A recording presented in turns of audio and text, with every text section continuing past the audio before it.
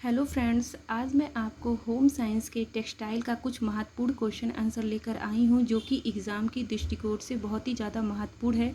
तो ये वीडियो आप लास्ट तक ज़रूर देखिएगा। तो चलिए स्टार्ट करते हैं।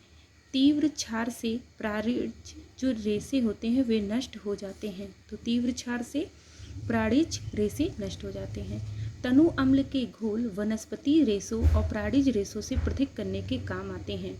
अगर आपको वनस्पति रेशा और प्राणिज रेशों को पृथक करना है तो आप तनु अम्ल के घोल में डाल दीजिए, इससे वे अलग हो जाएंगे। प्रथम क्षारीय रंग कोल तार को कहा जाता है। तो आपके एग्जाम में पूछ सकता है कि प्रथम क्षारीय रंग को क्या कहा जाता है। तो प्रथम क्षारीय रंग को कोल तार कहा जाता है। टायरन पर्पल रंग भूमध्य सागर में मिलने वाली सीपी के कवच से प्राप्त किया जाता है। कृत्रिम रंगों की खोज 1856 में विलियम्स हेनरी पार्कर ने की थी, जो कि कोल तार था।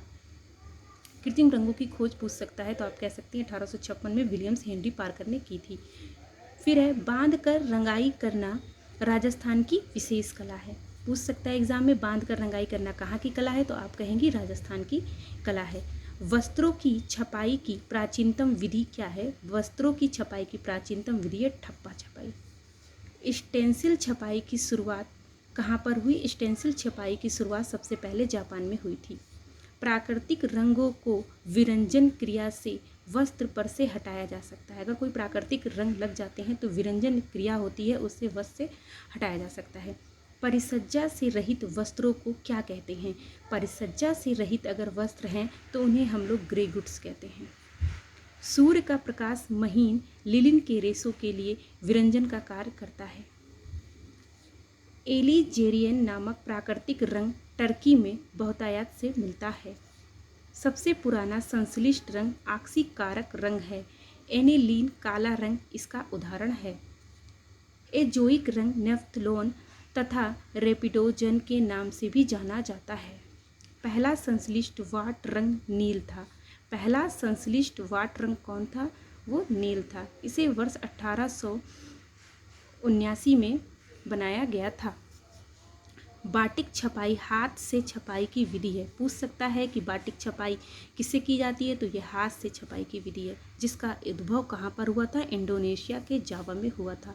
भारत में बाटिक छपाई कला पुनरुत्थान गुरुदेव रविन्द्रनाथ टैगोर के प्रयासों से हुआ है। बाटिक छपाई का पुनरुत्थान कहाँ हुआ है? रविन्द्रनाथ टैगोर के प्रयासों से हुआ है। अस्थायी कड़ेपन की परिसज्जा को साइजिंग तथा ड्रेसिंग कहा जाता है। अस्थायी कड़ेपन की परिसज्जा को साइजिंग तथा ड्रेसिंग कहा जाता है।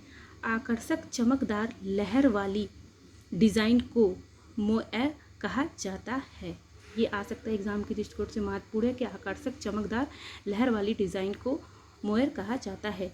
अग्निशामक वस्त्र निर्माण के लिए वस्त्र के धागे के ऊपर अमोनिया सल्फेट का मोटा लेप चढ़ाया जाता है। जब वस्त्र रेशों की कताई से पूर्व अवस्था में रंगा जाता है तो उसे स्टॉक रंगाई कहा जाता है। अटलांटिक केमिकल कॉरपोरेशन ने रेशों की पहचान के लिए डबल बैरल फाइबर आइडेंटिफिकेशन विधि धब्बा विधि खोजी है।